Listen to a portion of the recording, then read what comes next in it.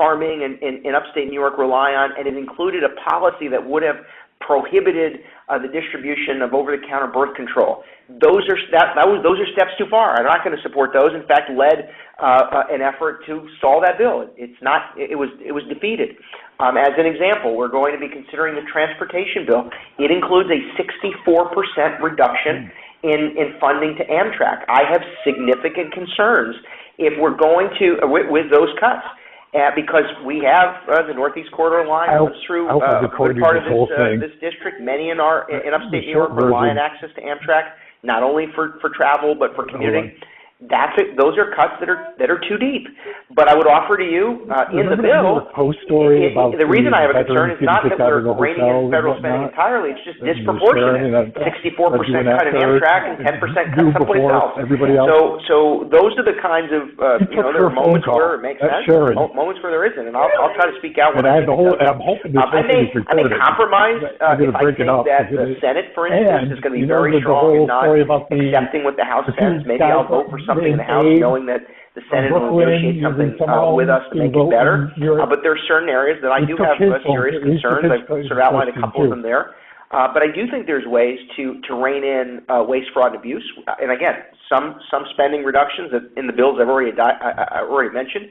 And listen, the federal government did something during COVID that it felt was necessary to do. That was to increase spending to provide certain needs, to address certain needs.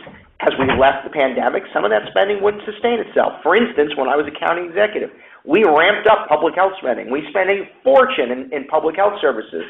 But when the pandemic was done, we ramped those dollars down and moved the spending back to parks and playgrounds and mental health services and the things that we then needed to focus on. So I think there needs to be a realization that you can't sustain that level of spending, but you also can't simply decimate certain programs that people rely on. And I try to find the balance in the adoption of the bills.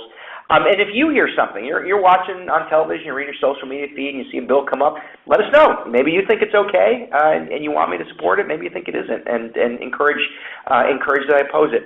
I hope that this has been helpful. This is Congressman Marc Molinaro. You've been on the line with thousands of your neighbors across the 19th Congressional District. It's been a pleasure to be with you this evening. If you're in the queue and left a question, we'll try to get some answers back to you. But as always, please reach out to us. I say this all the time, and I mean it sincerely. I really do. Doesn't matter what party you're with. Doesn't matter who you voted for. Doesn't matter how long you've lived in the community.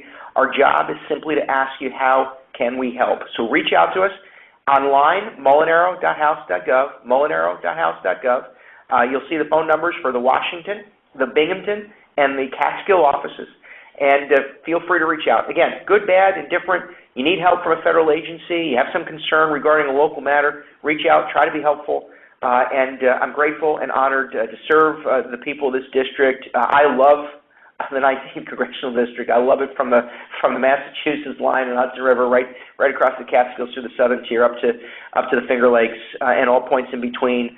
750,000 of my neighbors. Respect you all. Very grateful that you were with me this evening, and please reach out if we can be of any help. In the meantime, enjoy. If we don't connect before the Thanksgiving holiday, please enjoy that. And don't forget, no matter who you vote for, I'll be very non-political. We are in the midst of election period, so a lot of local elections. Make sure you get out to vote either through early voting this week or on Election Day next week. No matter who it is you vote for, it's important to have your voice heard.